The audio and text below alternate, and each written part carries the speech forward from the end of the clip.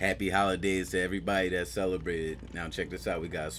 I got a special video for everybody in this coming of age. Those are the Dead by Daylight players. Now check this out. We got to be quick about this because my clips for these examples are not that long and they're not that many for those that are not that serious. Okay, now this video is mainly geared towards those in high ranks or red ranks, as you can clearly see on my screen as of now, and for those who are trying to win and solo queue. So if you fit in all three categories like me, then this video is specifically for you.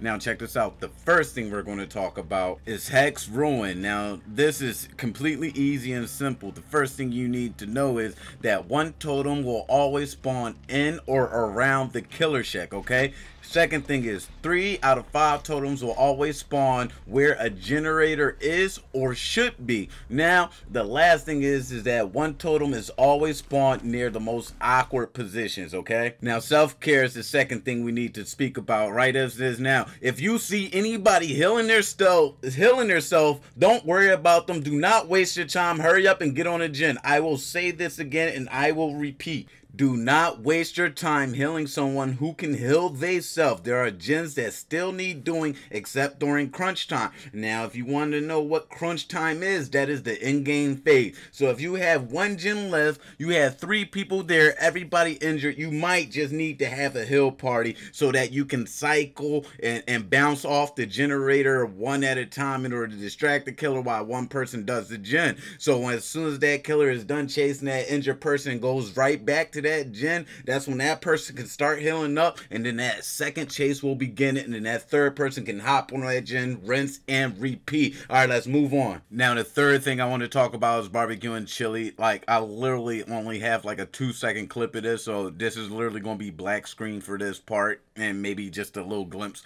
Barbecue and chili, I hate it when people complain about barbecue and chili. Okay, when it's fully upgraded, it only gives the killer 4 seconds, and I repeat, 4 seconds, not 10, not 20, just 4. Think about what you can do in 4 seconds, bro. The literal best way to counter barbecue and chili, instead of hiding in lockers, because only scrubs hide in lockers. Me personally, I don't like hiding in lockers. If you hide in a locker with a game with me, I'm going to expose you to the killer. I'm just saying.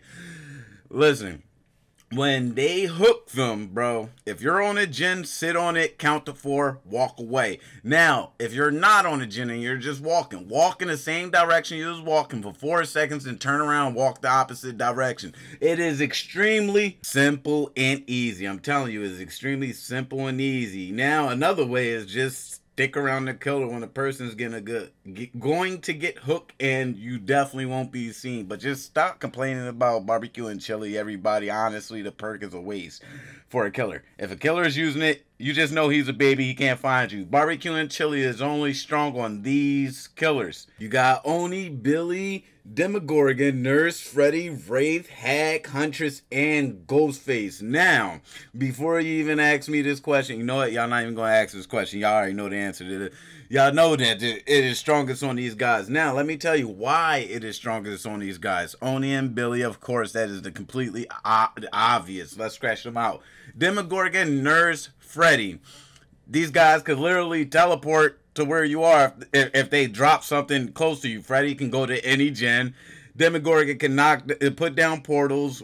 You got Nurse who could teleport, and also Hag if she does have the special add-on to teleport to any decor that she done laid down. Okay, Huntress is strong with it. Of course, you got the brand to throw on hatches.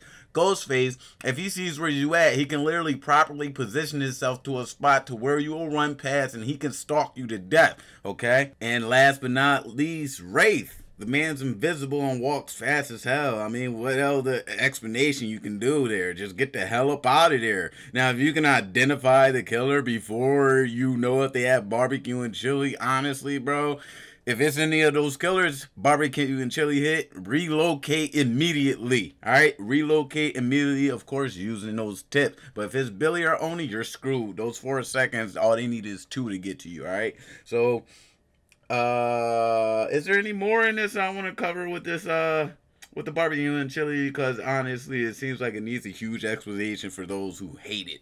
All right, barbecue and chili is easy to counter. Don't worry about that. All right, cool. Let's move. Alright, so now we have exit gates. Exit gates are extremely important, and this is not going to take long, okay? So with exit gates, please always 99 the exit gate unless your whole team is with you. If your whole team is with you, then just 99 at John, go look for them, lead them back to the exit gate. You feel me? Okay? But if you see somebody opening an exit gate, what you should do is not run to the next exit gate, or look for the other teammates who are not at that exit gate so you can lead them to where the exit gate is, or so you can be in order to take a hit to get them back to that exit gate, especially if they know where it is. Do you understand it? 99 the exit gate.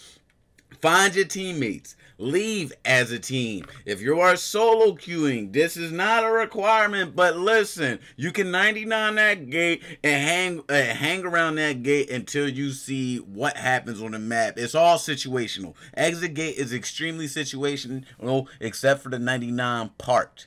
That is extremely crucial. If you want everybody to leave as a team, you 99 that gate and you make sure everybody is there as a team. As I said, it's not required when you solo queue, but people like me would appreciate it if you had more team effort when you're solo queuing, because I'll save y'all even if I don't know you, brother.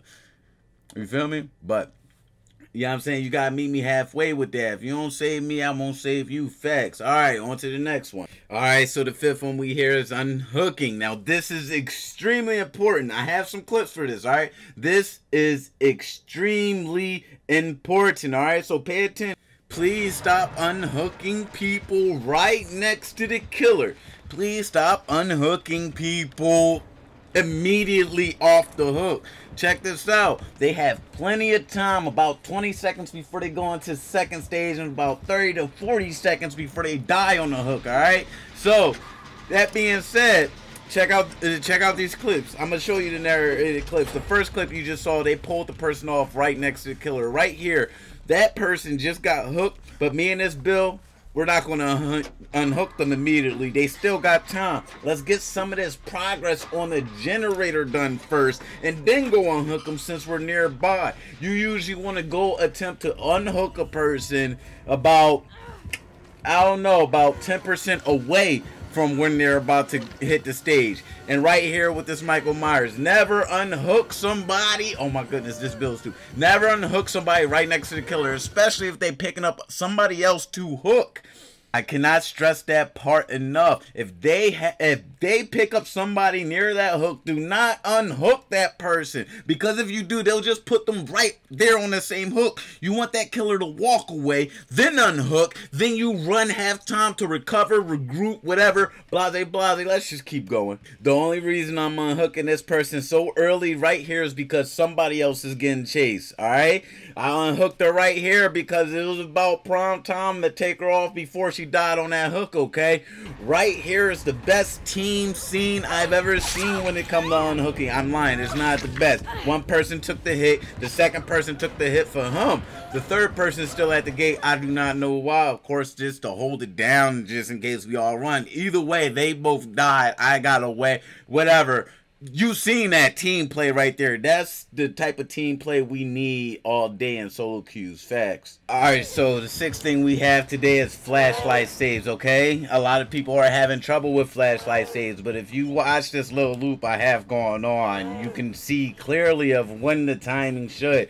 It should start around about his bicep, between the bicep and the complete shoulder, but hit it as soon as that body touches the freaking bicep and transition to the shoulder, because that's the best way. A lot of people are talking about double tapping. I've seen it done. It does look pretty cool, but me personally, I do not do it because I feel as though I get a guarantee. Actually, I do get a guarantee every time my flashlight save. I hardly ever miss my flashlight saves, and this continuous loop right here should help you aim directly for the face. All right, the small beam within the brighter beam is the aimer. All right, last but not least, we have pallet looping, which is one of the most important skills to have in Dead by Daylight. You cannot run around the killer get off everybody's team. Now listen, when it comes to poly looping, it's very crucial to keep running around.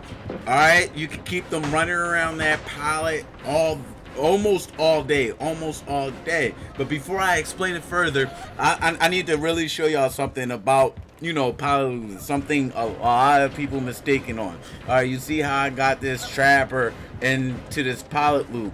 Alright, I got another spin around, but this is, he's gaining. I have to drop this next pallet, but he's gonna swing. Nope, he didn't swing, but you saw that, right? Hold up, check it. Let me rewind that. Now, as you can closely see, he could have either swung or did as he exactly did, and that's hesitated. He respected the hell out that pallet. He backed away from it, all right? I'm gonna put it, you know what? Let me put some more so you can see. So the biggest mistake I'm basically trying to say is when people see them hesitate, they swear they have at least one extra more go around. No, drop that pallet, bro. He is too close. He's definitely going to catch you with the next one, all right? Let's go to the next one. The next example. So initially, when pallet looping, as I was saying, I don't remember if I said it or not. Everything's going through my brain too fast. Know where you're at. Understand the map. Read the jungle gems. Every jungle gem is almost the same. They do change by variation, but the setup is always the same. Know where your pallets are at. Give yourself an in and out. This Billy just took that swing. I don't know why, but depending where they are and where they take the swing, you might just have an extra go around. But I did not there. I dropped the power. I dropped the pallet and I kept going. Now another thing, this is most important, all right?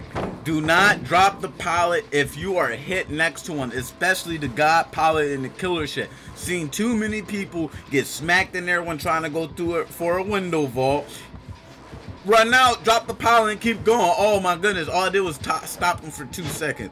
Look at that swing. Look, you see that swing. He didn't hit it, but I'm not finna drop that pallet. He's coming here. Easy juke right there. Now, another thing when it comes to pallet looping, depending on the killer, how smart the killer is, how good the killer is, you get a variation of 1 to at least 25 loops. Man, I kept the killer around at 1 pallet for 2 gens, bro. No lie. So initially, it's just pallet. If you get good at pallet looping, you will get tunneled. So if you hate getting tunneled, do not try to be a distraction to a killer. Me personally, I hate getting tunneled, but I love embarrassing the killer that much more.